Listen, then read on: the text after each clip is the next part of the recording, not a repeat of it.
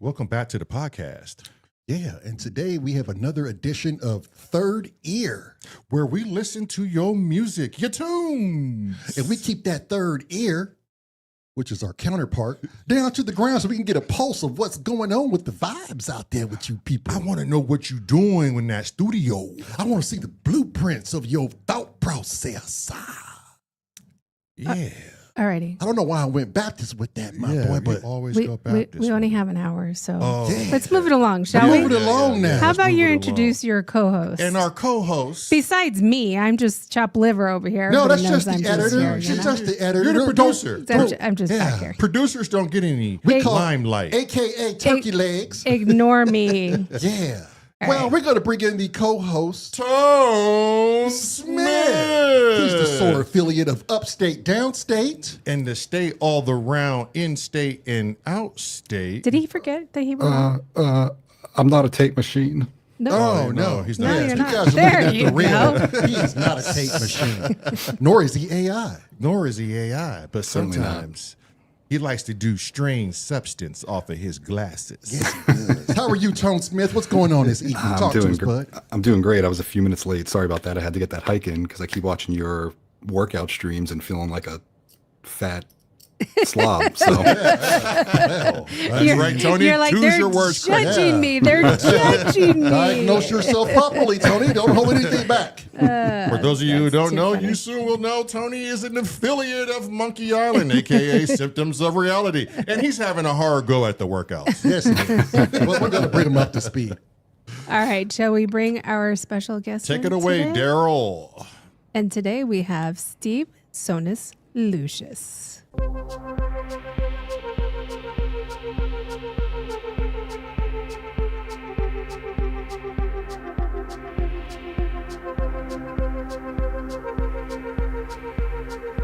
Bring it on in here, Steve. Steve. Hey, guys. Steve, How you welcome, doing? Steve. Oh, Hey, Tony. seriously, Tone. You no. The man with all the hair and all of the ideas. Can I start by saying, Marilyn, love you Yes. to bits. It's Sonus Lucis. Oh, Sonus Sonus Lucis. Yes, it's a sound of light in Latin. Yeah, Lucis, not Lucius. I love that. Lucis. I love that. Almost like Sound of lucid light. dreaming, but it's just Lucis. Lucis. I'm going to say that in my sleep tonight. Yeah. Sonus Lucis.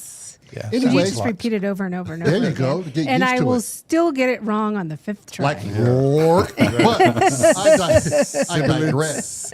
Sibilance. Anyway, Steve is one of our another favorite counterparts as far as when it goes to his own vibe of music. I think he has his own genre, his own originality. He has the beacons of all beacons. And if you never heard of things called the Beacons, which he's so properly named, and I'm sure you haven't. you will be introduced today. Morse code. Steve's one of my personal favorites. Yeah. I think he's everybody's Thank like you. personal favorite. Yeah, he's like a hidden treasure. He's Yeah. a hidden gem. I always do enjoy it when Steve submits something for Popcorn Night. I'm right. super excited over it. Because There's it's- few people that I get excited over. Steve's one of them. Because it's so fresh and so original. Yeah. Yeah, when I imagine Steve, he's like that. He's like that silver monkey in the underground portions of Monkey Island, and you need to have these riddles to pass to get to the monkey treasure. Right. And if you don't pass, you're fucked. Yeah. In the most polite way. Right. Some sort of booby trap goes off. And it's, Well, Steve, you want to say hi to the people? Yeah, hi, everyone. What do you want me to say? It's good, great to be here. I've had a fantastic day today. I had my 9th piano lesson, Oh, exciting. and it's going really well. So I'm really excited about that. And I've got myself a guitar as well, acoustic guitar. It's being serviced at the moment, but there you go. It's only a little one. It's a little Orangewood one, if anyone's heard of Orangewood. Nice little.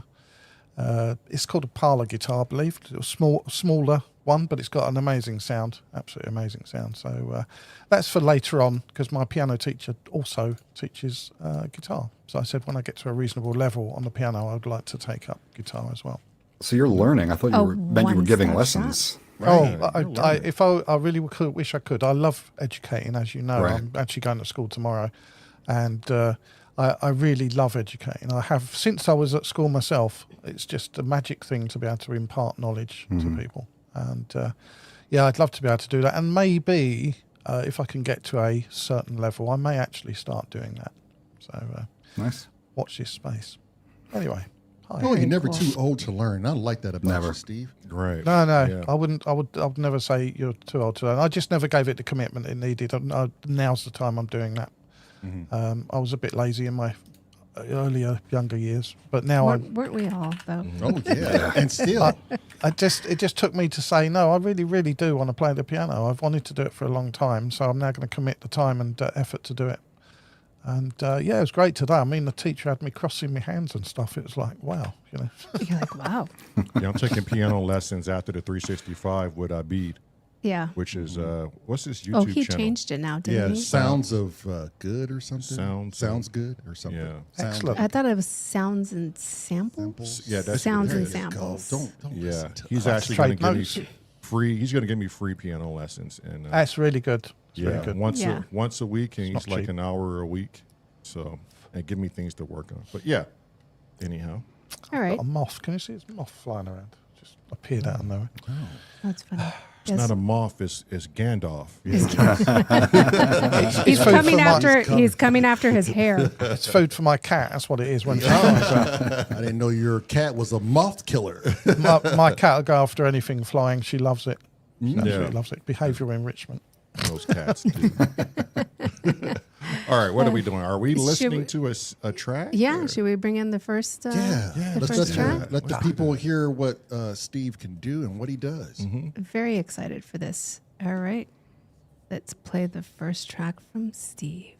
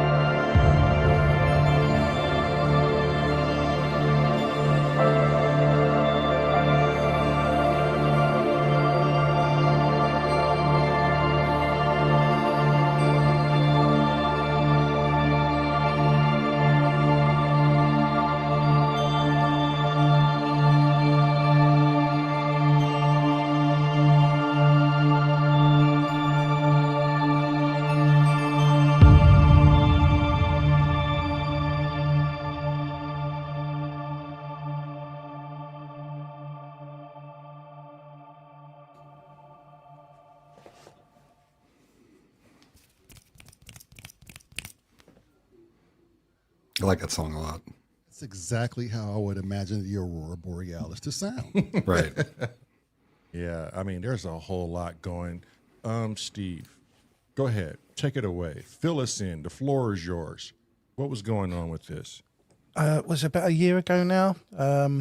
We don't get aurora down south. I live in the south of the UK, and we don't get it very often. But sometimes it creeps down far enough so that we can see it on particularly big hits of CMEs. I think it is coronal mass ejections from the sun. And this time it was days that it was supposed to happen, and both Jenny and I had to look outside several times. We actually went to the beach, which is not far away, and got all the lights out of our eyes, still looked nothing there, and so on. So we ended up not seeing it, so I didn't get to see it at all, but a lot of my friends did, and they all posted pictures on Facebook and things like that, and so other social media. So I'm like, oh, look at that, it's still gorgeous. Oh, look at that. But anyway, so I thought, well, had I seen it, what would it have felt like? And I'd recently been playing around with the piano you heard, and I discovered that I think it's a fourth, four notes away, and I thought I can use that in something. So I created the drone first of all. That's just a patch, and I can't remember what it's in there. It might say in the description, but I started the drone up and I did a bit of improvisation. I thought, yeah, that's it. That's what I need. So I developed a basic track to put something of the piano over, and I started to improvise and got an idea of what I wanted it to do. And I basically improvised the entire piano. That's all played live into it in one take. And once I had that, I think there was a bit missing at the end, so I left that, developed the end of the track where it builds up, and then there's a single noise and then a single patch, and then it goes out. And I dropped in the bassy hits just to remind people that, well, it's just an atmospheric thing. I wanted to not just make it about drones and piano. I wanted just something else there, just to give a bit of character in there, and it just sort of came together. It was quite strange at the end, especially the end where it just leads. That last note is leading. That was almost an accident, not quite, but I didn't know what it would sound like until I actually did it. And when I heard it, I thought, oh, that's it. It wraps up really nicely, and that was it. Track done. The one thing I like about this video is it's a still video, right? But your track makes it seem like It's the moving. image is It moves, moving. yeah, for sure it does. I believe I did put a slight bit of animation in it. I can't remember now, but I think it's actually bringing up and down the brightness to a very small degree. It's very subtle. It doesn't work very well, but that was one of my first videos, so you'll forgive me for that. It was great. But it has the intended reaction. Everyone says it's really somnambulistic, and they like to just sit back and let it wash over them and so on. And that's exactly what I wanted. I wanted to sort of represent the grandeur of the aurora as you would have seen it. And hopefully that fulfills that. Yeah, it was beautiful. And a lot of your stuff that you do, I feel like you always do it with purpose. Yeah. Like you just don't throw stuff in there just to throw stuff in there. Everything No, seems I don't to like. have I purpose. don't like random stuff. I've got a lot of respect for what I would call jammers. They do know their stuff. They know their machines. But in the end, I think a lot of it, not all of it, and I'm not talking about lots of them, but it becomes a bit for the sake of it, and that's okay. There's some really amazing sounds and sequences and things, but when I make something, I've either got an idea in mind to begin with, or I will find something that inspires me, a sound or a patch or something, and then I will say, what does that remind me of? What can that represent? And then that becomes the theme of the thing that I'm doing, and that becomes wrapped up in the composition that way. But it is, as you say, it's always directed by some kind of idea. I love all these things you're saying about it too, because listening to it, and I like to take notes for these things, I wrote down specifically for this song the drum hits or the bass hits, however you want to call it, and the piano. They gave tension in a way that's like it's a beautiful, soft, like you said, somnambulistic piece, but there's tension in there, and they bring that to the point it gave me. I'm thinking about it now. I'm getting goosebumps because it gave me goosebumps. My earlier listen today, Yeah. and listening now via this teleconference, a lot of it doesn't come across. Yeah. But I listened to it earlier, and then about halfway through, rewound it, put the headphones on, and sat down and I was like, all right, let me experience this. Yeah, it's a different thing in earphones. It is. And even the way you're talking about, this happened the last time too. You answer my questions before I even get to ask them. The point you made about jammers, and I kind of agree with you. Like, there's a lot of skill involved, but like I write music, or I try to write songs, and you definitely, I can tell you do that as well, but the way you take something like a drone and play off of it, you said you added the piano and it was ad-libbed and it worked, and then at the end you added a little bit just to kind of wrap it up. Your songs, as sparse and dreamlike as a lot of them are, this one in particular is a good example of it. It does feel very songwritten. That's great. It's nice to see that or hear that on my own, and then you say it right away. It's like, okay, cool. I'm third year stuff. Yeah, like I'm right there with it. It's great. Well, like I said, the bass hit, that's to ground you, to Right. remind you that you're looking up, and sort of, that's sort of idea, really. Anyway, yeah, good. I'm really glad you like it. So go, Lamar. When you go back and when it's all said and done and you put it out there, do you ever go back and listen to your tracks like the Beacons and all that? Yeah. And as you listen to them, do you get like this different, I guess, perspective of it? And how does that make you feel? It's interesting you say that. I'm really proud of Aurora. It's a long time ago, and it was unlike the first track I did, which was really a hodgepodge of bits and pieces that I stitched together to make a track. Aurora was more thought, and I created it as a piece with intent, like we've just discussed. And I'm really proud of it. I still am. And I can listen to that track almost disconnected enough so that I can enjoy it for what it is. I don't have to think, oh, I wrote this, I did this, I performed this. I can sit back and I go, this is just nice. It's just a really nice piece. And that really, I'm welling up here. I really get proud of that, because that's me. I created that and I put it into the world. So, it's, I'm generally really chuffed about it. And I'm chuffed about a lot of the other bits I've done as well. But that was pretty much the first one. Okay. To finish off on that one, my brother said something really interesting. So, and you did too. You said that you were taking these piano lessons.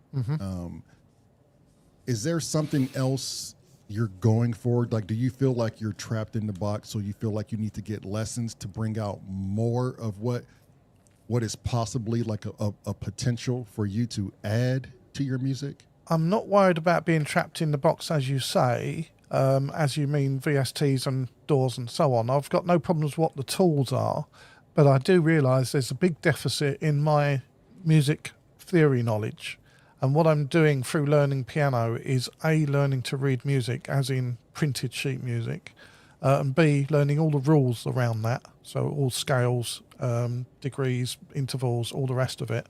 And I get the bonus of being able to sit at an instrument and actually play, hopefully, in a way that is pleasing to me and everyone else. So it's a win-win-win situation. Yeah, it's a great thing to learn even after you've been a musician for a long time. I try to teach myself a lot of it regularly. It lets me put ideas down a lot faster, which I feel like just helps me create.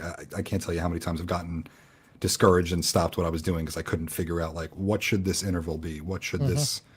Why can't I find the tension and release in this chord progression or whatever? And that's where I'm heading right now. Right. Is I'm getting the chord numbers and so on, and thinking, well, that's the fifth, so it's going to have to resolve and so on. As you talking technical, but that's what I'm learning right now.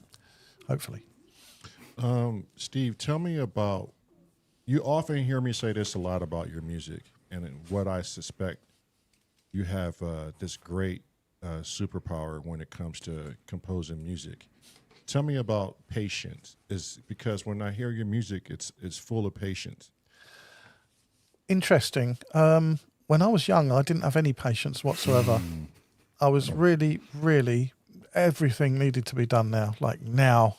But I modified that as the years went by, and I won't go into details, but basically I'm now a system guy. So I'm not sure if patience is the right word, but I realise that to get anything really valid, you need to put the amount of effort in to get out of it what you need to get out of it. So I think the patience comes in where you are looking at something and you have to step back and think, okay, how am I going to develop this idea?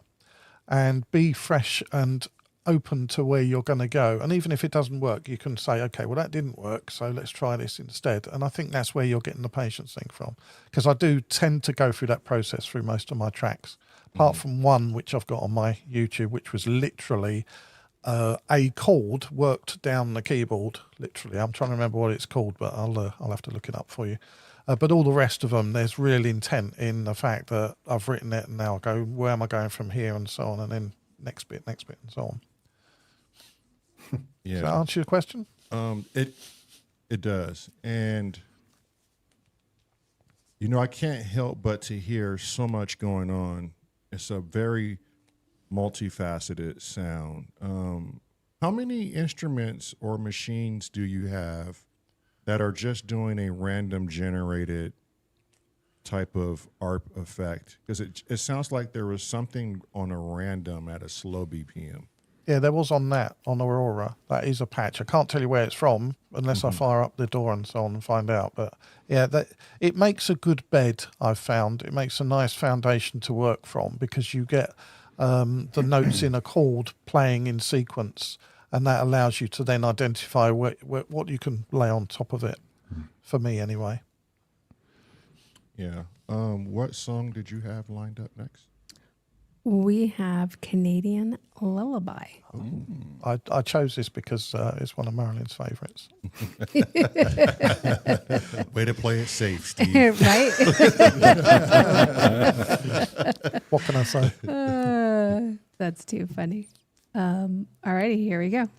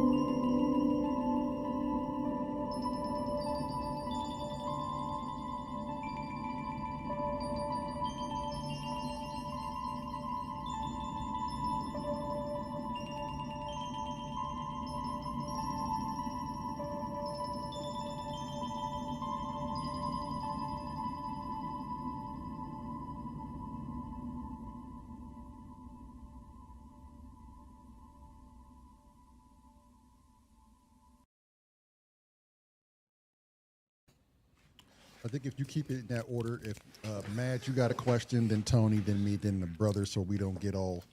I got some things to say. Go ahead. You want to go first? No, you go ahead. Steve. Yes. Steve. So he's like, oh no, I'm in trouble. And this is not for everybody, and it's related to popcorn night. I think every time I get ready or I settle myself, I think my body just subconsciously does it. I anticipate to just being silent and just reflecting heavily on whatever the current issue is. Whenever I hear your stuff, it kind of demands this silence. And it's funny that you say you've never had patience yet, but when I listen to your music, I have developed patience. Patience in shutting the fuck up, just listening, and appreciating something that just requires minimal thought, but just reflection. I don't come up with these wild narratives. I don't come up with just things that shouldn't be tied to the music or guessing what this should sound like or what it should have as visuals. It literally tells you what it is. And I think if you have found a piece of yourself, this will highly engage that thought process or lack of a thought process. Your music is highly reflective to me.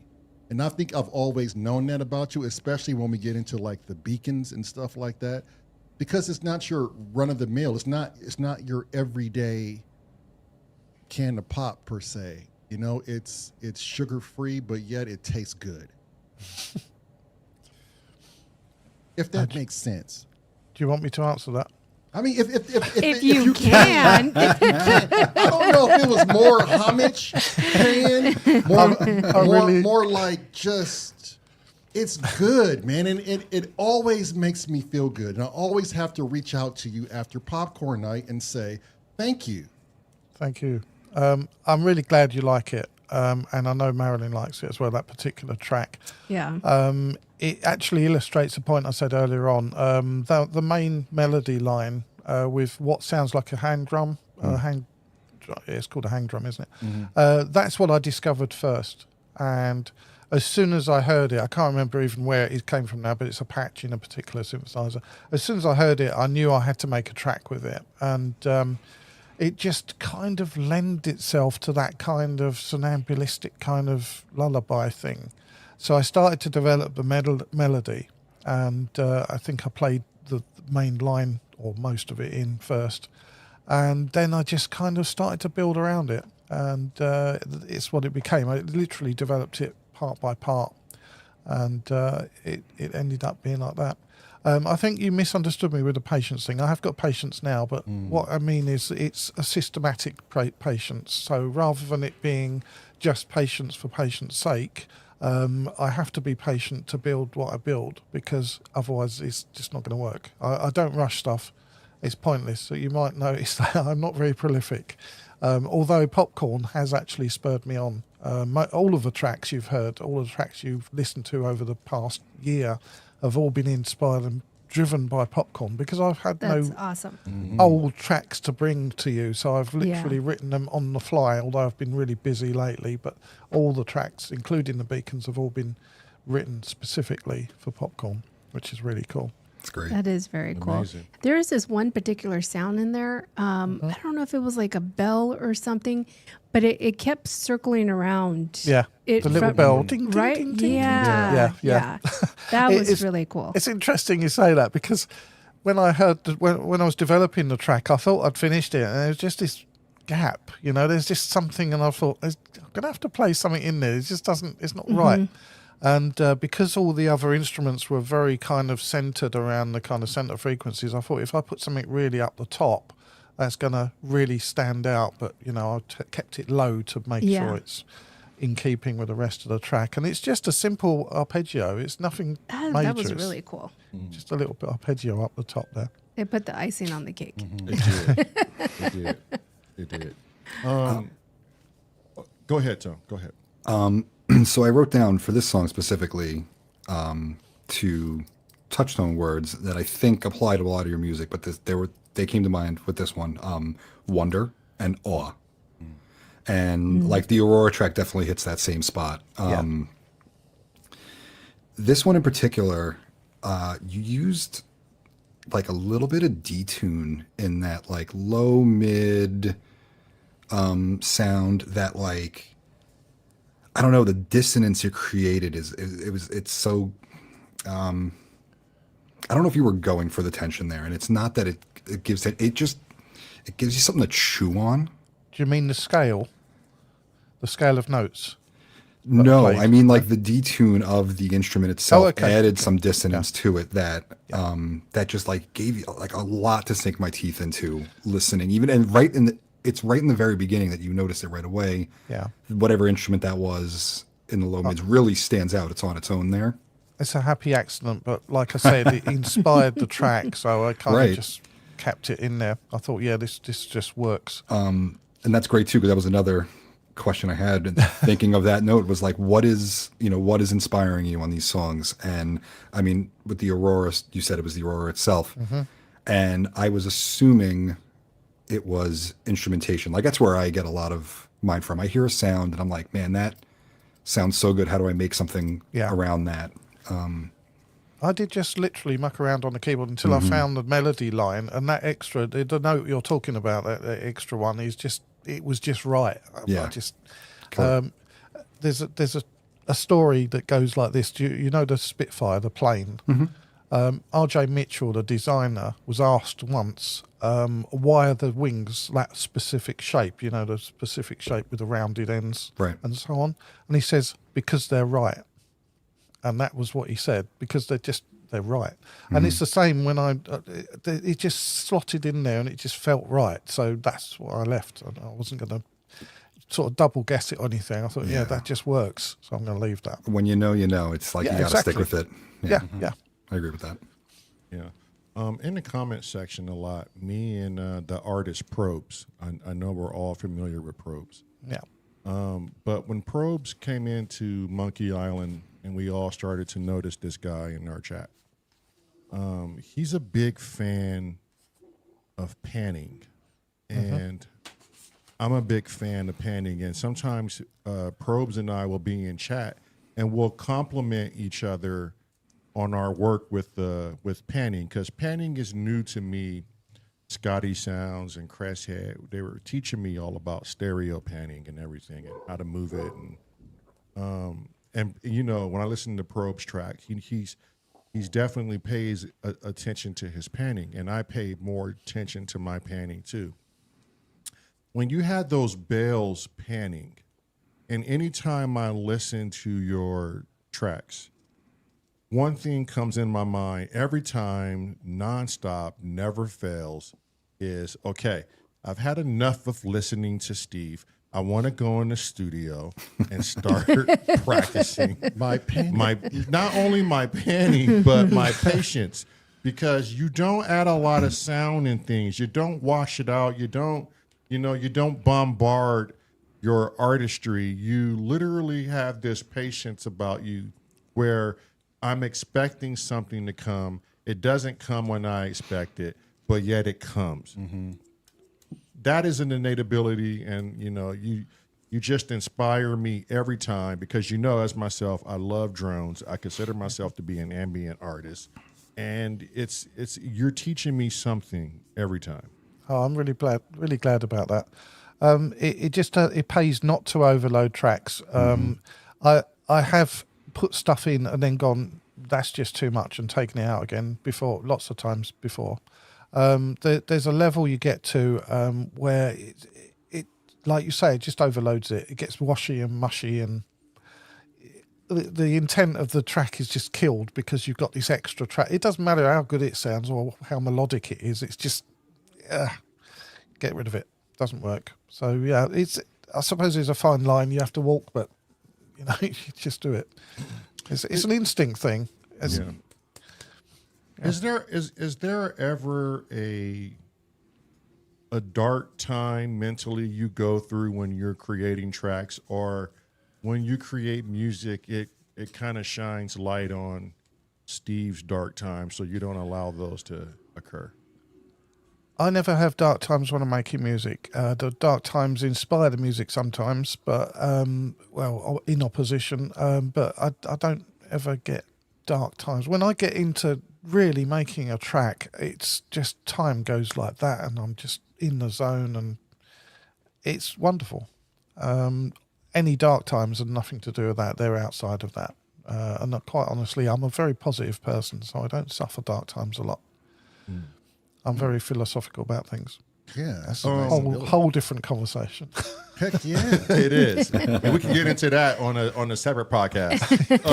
But when you create music, and you're on to something, Steve, this is going to be the track.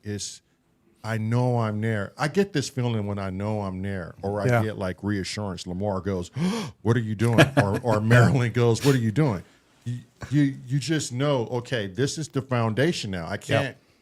I've already passed the test.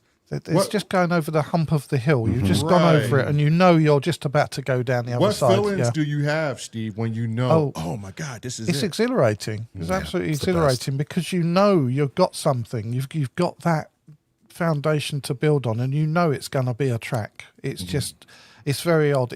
I can liken it to something else, actually. I used to shoot archery, bows.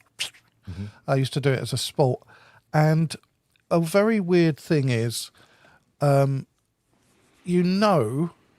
literally, as you've let the arrow go, it's called loose, as you've loosed the bow, before the arrow has left the bow completely, you've got the gold. It's very strange. I always used to do this. I used to literally be up there. I'm trying to get in the camera here. So you're up there and you let go, and the back of the arrow sort of halfway down the bow, and that's a gold. And thunk, goes straight into the gold. And it's very much the same feeling. It's very much, although that's a bit quicker, but it's very much the same thing. You just get that, I know this is a good track. I find, for me anyway, I don't want to be big-headed, but I know I'm creating something I'm going to be proud of. And it's just that moment is, it's very exhilarating. Yeah, that's well said. Okay, Very well what's said. the next track you got queued up? I'm very excited. Yeah, as is Steve. Well, this is something I can talk about forever, but let's hear the track first, and then I'll tell you all about it. This one's pretty cool.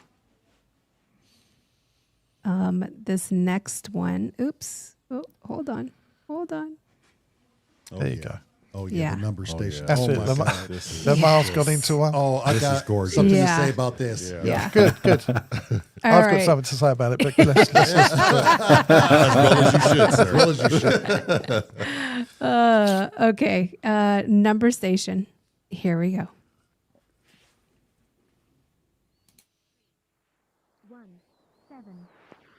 170 message ends. Status is magenta. Cipher is positive 190. Message begins. 130 124 1820 1124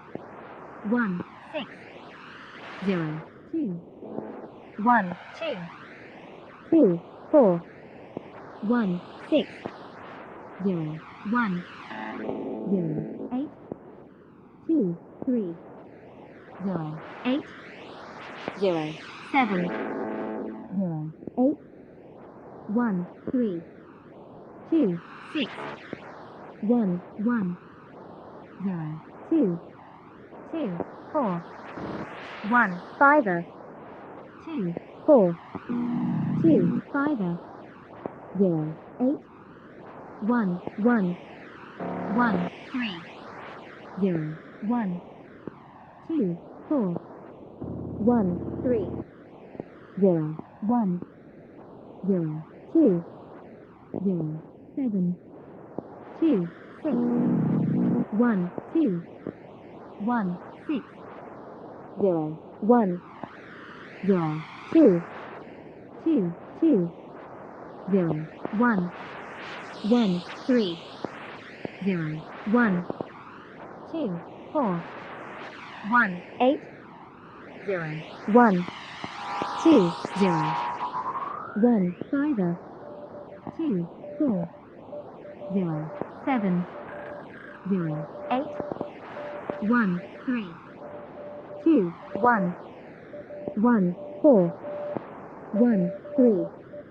1224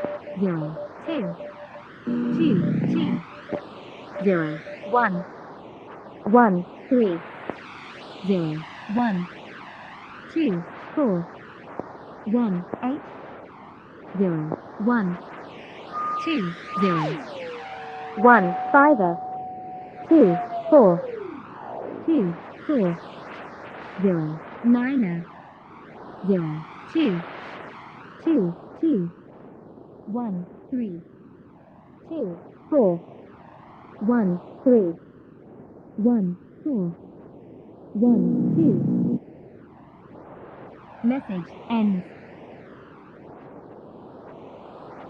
Status is blue.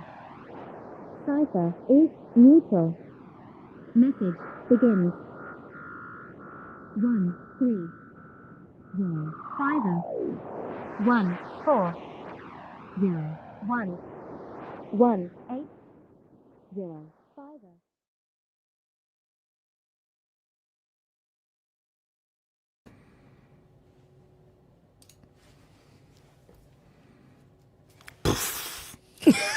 Right? Right?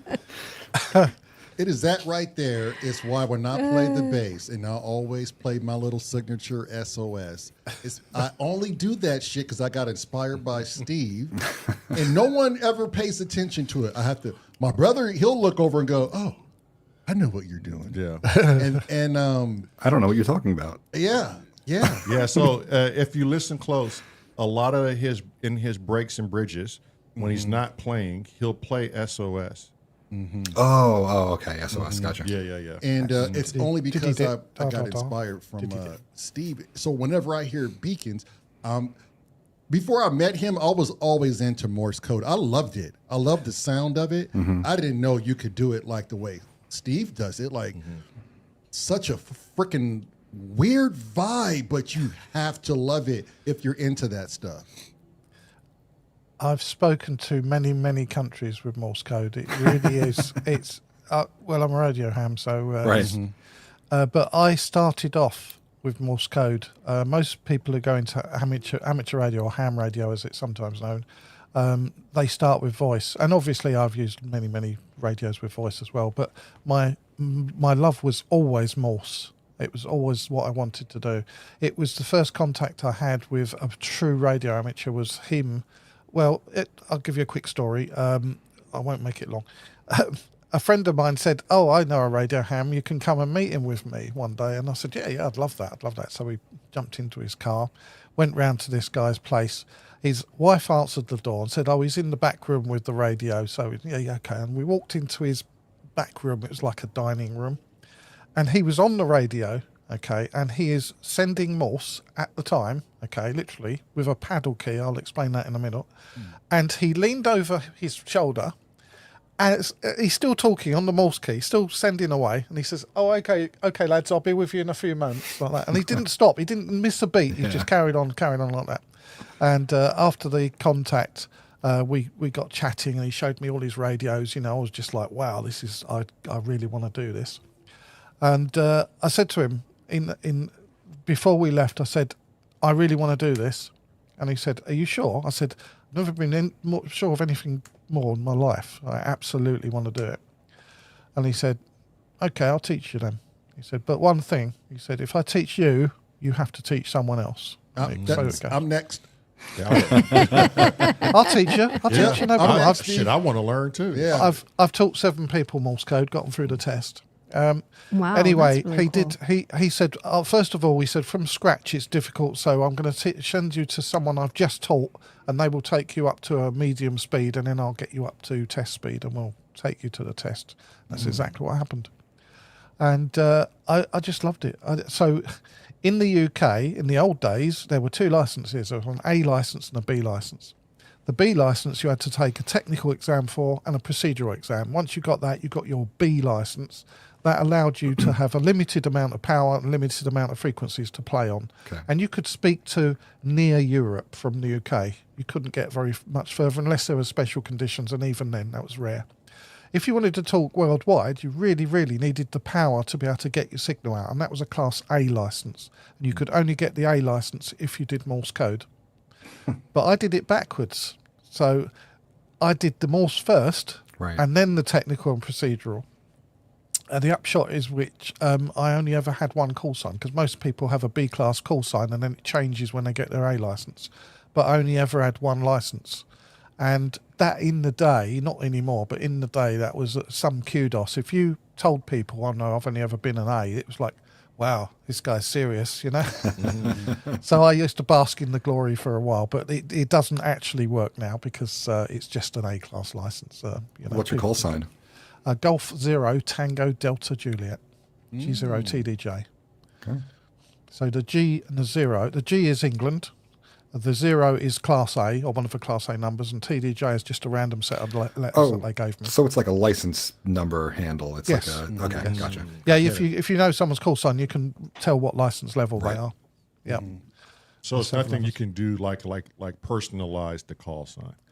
You can choose to a degree. If you have passed your test, you can apply for what they call a vanity call sign. So you can look at all the call signs that are coming up, a bit like a number plate, and you can say, "I'll have that one," and when it comes, you get that call sign. But I just let a random one come along, and I remember the day the letter came through and dropped on my doormat, and I looked at the panel, the little transparent panel, and I saw G0 TDJ, and I said, "Oh, that's my call sign."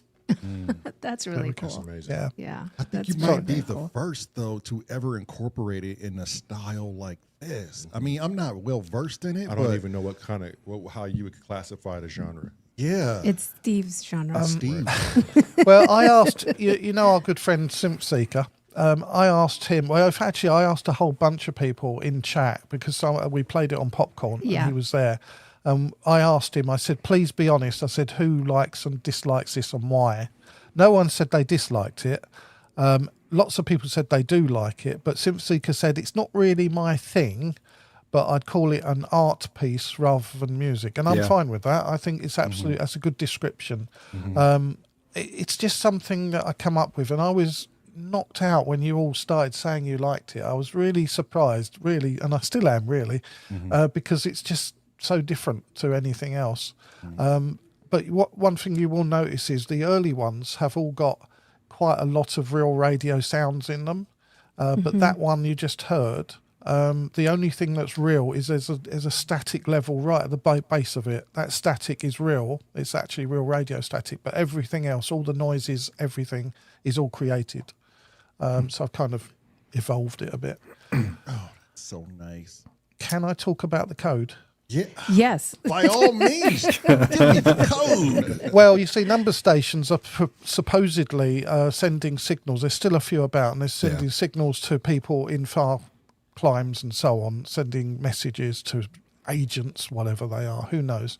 And that's all very well. But I thought I wanted to put a message in my number station, and there is a message in there, and someone, I'm trying to remember who it is, someone was really frustrated trying to crack it, and I said, sorry, I can't give it away because I want someone to try and work it out. So I'm going to give a clue here. I remember. I just wrote it all somebody saying down that. on that All the listen. numbers? Yeah. Okay, well, the clue is in the very start of the numbers. The voice says, what is it? The colour is magenta or something like that. Yeah. And then it says cipher is +19. Okay. That's all you need to solve it if you know what you're looking for. I don't have a pen and paper. I was thinking about writing it down too. I wanted to start over. I almost ran out of space. I was like, oh no. Yeah. I've got it documented if you want me to send it to No, you. it's but- okay. I mean, I have it. I'm going to leave it at that for now. Sure. Okay. I'd really like to see if you can do it. Just think about it, Tony. Think about ways of putting codes together. Okay. It is very simple. Just think about it. Sure. And you should be able to work it out, hopefully. Can you email that to me, Steve? Yeah. Yeah, of course I can. We all Awesome. want a piece of that. Yeah. You want all the numbers, yeah? I want everything. Yeah. God damn it! Not the answer. I'm not going to send you the answer. No. I Not the want answer. all of it. But I wanted to try and make it simple so someone could do it, someone could crack it and come back and just say in the chat. In fact, I think this in would the be fun. description, I say, please don't give it away. Just say you've cracked it in the comments. Oh, very cool. Send it to That's awesome. Tony too. Yeah. Send it to Tony too. Yeah, I might as well send it to me. So it's really funny that there is a message in it because I remember the Popcorn Night when you sent that, and that was the first of those songs I had heard of yours. I had heard some other stuff you did, but that was the first The first beacon. Beacons, right? Yeah. And I remember saying throughout it playing, I'm like, I love this, blah blah blah. And Lamar's like, you got to go back and listen to the other ones. You got it. Listening back to it today before we met, the thing I was thinking about is how it felt like an ARG, an augmented reality game, Okay. which yeah. it essentially is. It's a puzzle to figure out. It's an art piece or a piece of music, but with intent of like, leave it. You can listen to it and enjoy it, but like leave it and go figure out what it is. It's two things at the same time. So that's I love that it actually is one. Compositionally, or not compositionally, but production wise, it sounds like you've got a lot of different LFOs going on effects and maybe even on pans and volumes, distortion, stuff like that. Is it completely random, or did you just like set a bunch of different LFOs at different rates and have them doing different things? No LFOs were harmed during the making No of this. LFOs. It's all done manually. Okay. Wow. Wow, So that's you sat even there and panned crazier. all the way left, slowly, it seemed like it was Well, a manual. Patience. It's not done like that. It's done with the automation. Yeah. Oh, Right. Okay. But it's still set manually. It's still Yeah. literally bit by bit all the way through. It's funny too, because like I remember at the beginning writing that down and then listening and getting lost in it, and then thinking back after I read my notes, going, "Oh, I don't even know if I wrote random changes, rather random choices, because, like I said, it felt like LFOs, but they felt, I don't know, like you had all these different speeds and randoms, and then I didn't know how you were doing it. That's why I wanted to ask. That's crazy that you automated it all. So it's really cool. It's Yeah, all it's automation insane. picked That's- to sound good. That's why I'm like, I can't write down the numbers because I'll get too lost Right. in all the sounds, and I'm going to forget a number, and then I'm going to be like, Steve, there's no message in here. It doesn't make any sense. Well, you forgot to write down like 5 numbers because you were paying attention to the swoosh sounds. And that's an accountant mind, right? Yeah. You can't be messing and with the them Morse types code. of numbers. I forgot I put Morse code in it actually, and I can't tell you what that says. It's probably some message or other, but I can't remember what it says. I think I've got it documented somewhere. I've definitely got the numbers, but I can't remember if I've got the Morse. Anyway, it might actually be the message as well, but it's best if you do. Well, it's more fun if you do the numbers. Yeah. But yeah, this is just. Again, oddly, I'm quite proud of that one because, like I said, I made it all those little noises and stuff. They're all synthesized or captured from something or other, That's awesome. whatever. So yeah, I'm really pleased with that one. I really respect the automation game too. I love messing around with like just spending all day in automation, automating everything to the nines. Yeah. It's really cool that you did that way. And I never, as much as I love what you do, Steve, for the life of me, I never really wondered how you came into it and how you came about getting into it. And that is a fascinating story that I see this guy doing whatever and he's holding a conversation while still doing Morse code. I think that is such a fascinating thing that somebody can pick up. Would you mind if I just stood up and got something? I really want to tell you about this. Yeah, of course. Bear with me 1 second. Hopefully there won't be an avalanche.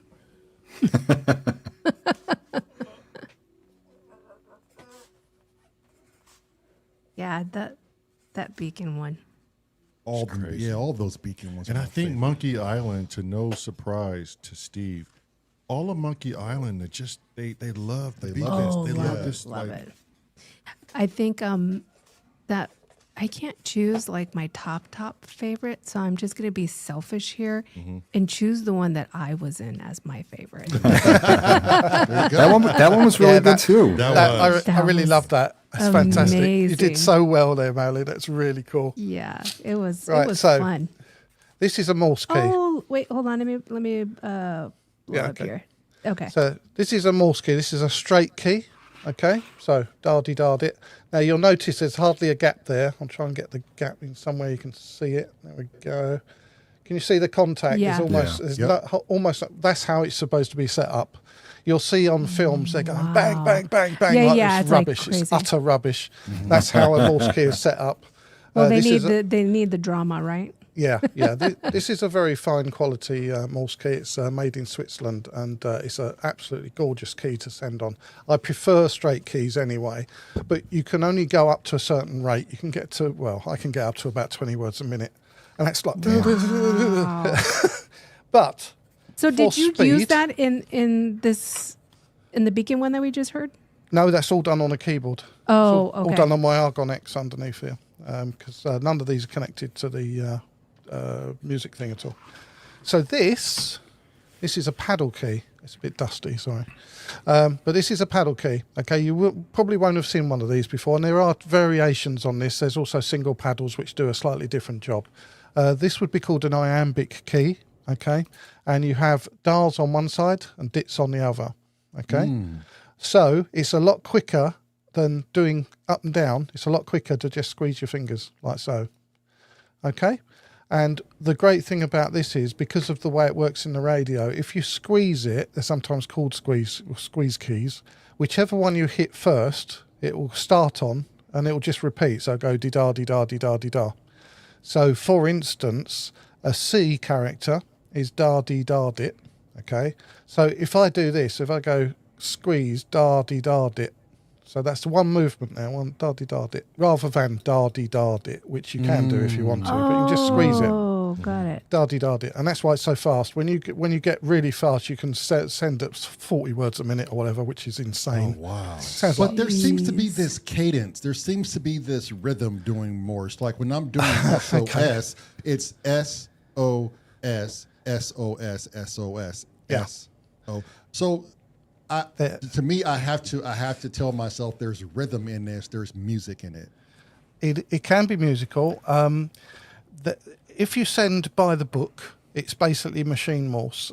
There is a gap of 3 dots between each of the characters, or supposedly, and a dot between the if you got da, there'll be a dot between it, gap.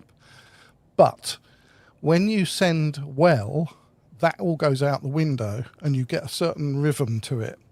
It's still, it's not regimented. You get it's just a swing to it. It's hard to explain when you don't do it, but you get a feeling for it. And if you do it well, people just receive it so much easier. It sounds like a dialect, like the syntax of even human speech. We have, what the words we hit, rather the syllables we hit, the sounds we lay off of, and whatever it is.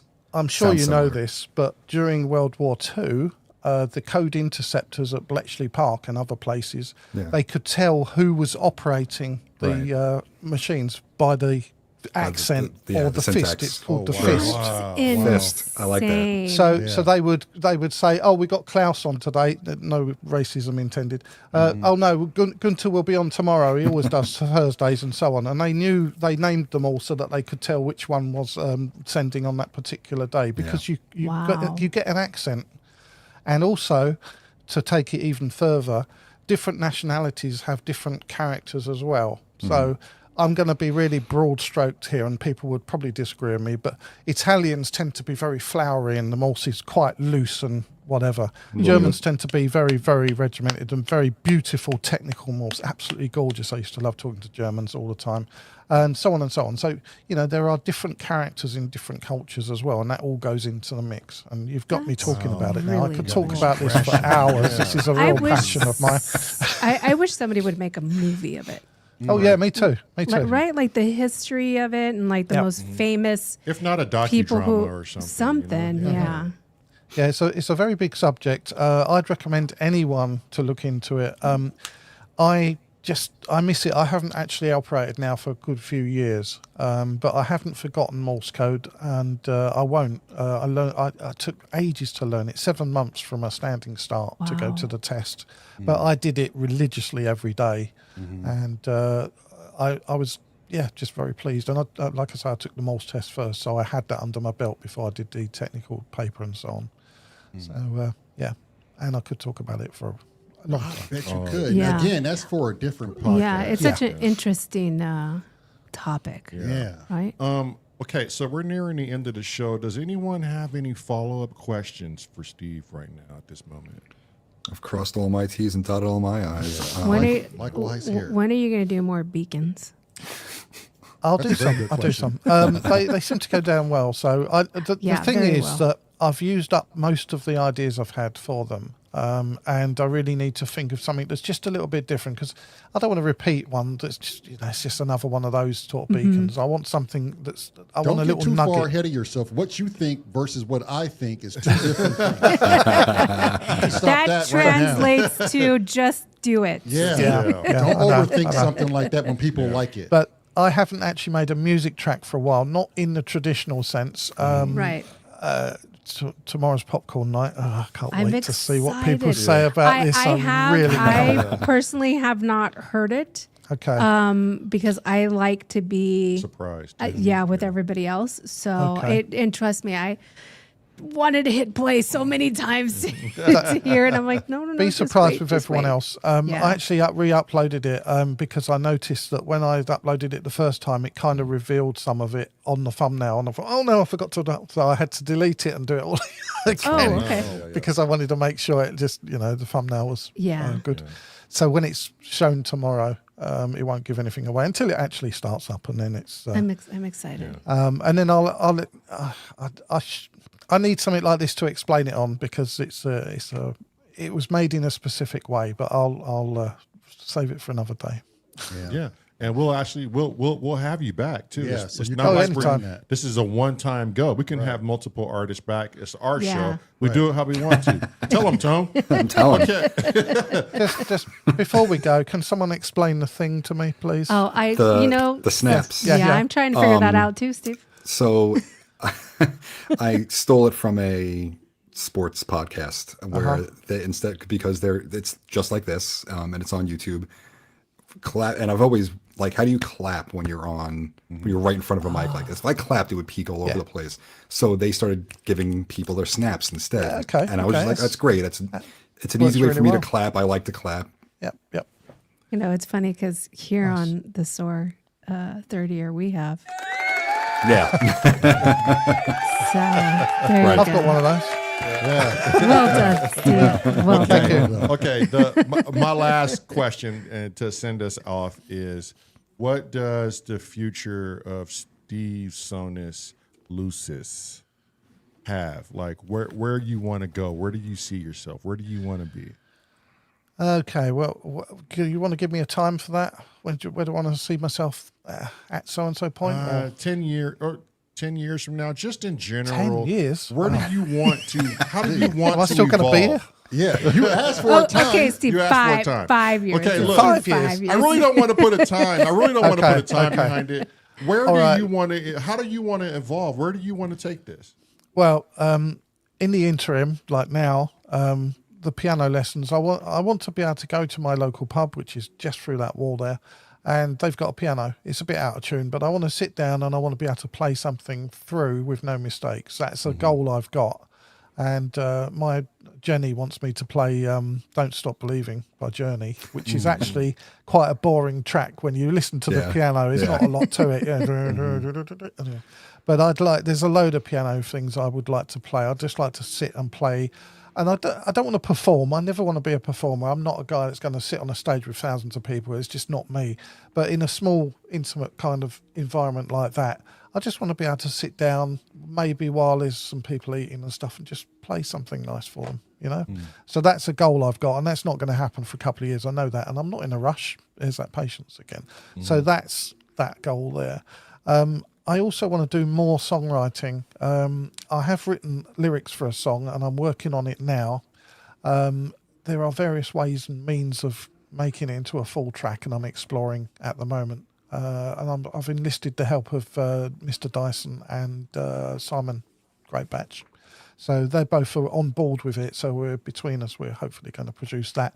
And hopefully I will write some other stuff as well past that. Past that, really, I mean, you know, anything. You know, I just really love being involved in this whole music thing. I've gained so many friends, it's ridiculous. Yeah. All my friends are online apart from a few notables in real life. And I've got hundreds of people that I bump into on various streams, and they all say hello and I say hello and whatever. And, you know, Tony, Probes, Uncle Chrome. I could just start Yeah. listing people. There's hundreds Such a and great hundreds. community, right? And that's something I really want to maintain friends with, and I hope you do too, guys. When you've done your 365, I really hope you come back and that's all maintained, because it's a piece of magic. It really is. In these days we have Definitely. now, it's something that really stands apart as being a solid community of people who are interested in the same thing and are willing to help each other out without requiring payment or whatever. And that's a very special thing you've done there. That's cool. It truly is. So, you know, in the near future, there you go. That's kind of it, really. All right. Well, Steve, look, thank you for being on Third Ear. It's a definite privilege to see the difference between the musicians that come on here. There's a wide range, and I think you have your own lane. But like I said, just you'll be back. We'll talk about more. We want to thank Tone Smith, Upstate, Downstate. You can always cheers, catch Tony. him. Yeah, Thank you you can guys. always catch him with the channel. We have to give mad props out to the editor to keep the monkeys in line for this type Marilyn. of show, 'cause we're not in live form. The wife is a her huge a I, part of I it. Oh, tried. yeah, sorry. I Oh, can't do it. gosh. Or, I don't know, we can just do that. Again, efficiency. You know? She likes to be efficient. There's always that. To all the Can I sore just people. echo that? Yeah. There you See? go. Crowd's getting rowdy, guys. Steve knows. Send that shit back and forth. Steve knows. Yeah, and a huge thank you to Monkey Island. I was going to say a huge thank you to Monkey Island, but that's going to do it for us today. We will be back for another But you have Third something ear. to say, Steve? Or- I just wanted to say thanks for having me. It's been absolutely Oh, fantastic. Yeah, Yeah, thanks no for coming on, problem. Steve. That was No awesome. problem. Yeah, Tony, thank you. Great any end results you have? No, I pending just want to thank Steve as well for making like interesting music. It's a pleasure to listen to, and then there's so much to talk about afterwards. It's nice. Yeah, definitely. Appreciate Yeah. it. Ditto that. Ditto. Thank you, everyone. And don't hesitate to get a hold of Marilyn on Discord if you are wanting to be on Third Ear and you have the guts to be in the hot seat. It wasn't that bad, We're right, firing Steve? them Right? left I and wondered right. what that was.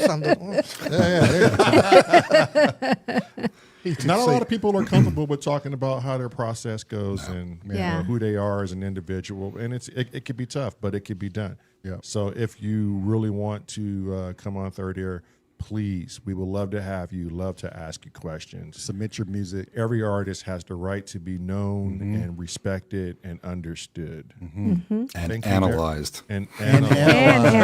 analyze. Because analyzation makes you better. Yeah, I agree. Okay, All righty, thank everyone. you, everyone, and Thank you so much. Cheers. Bye.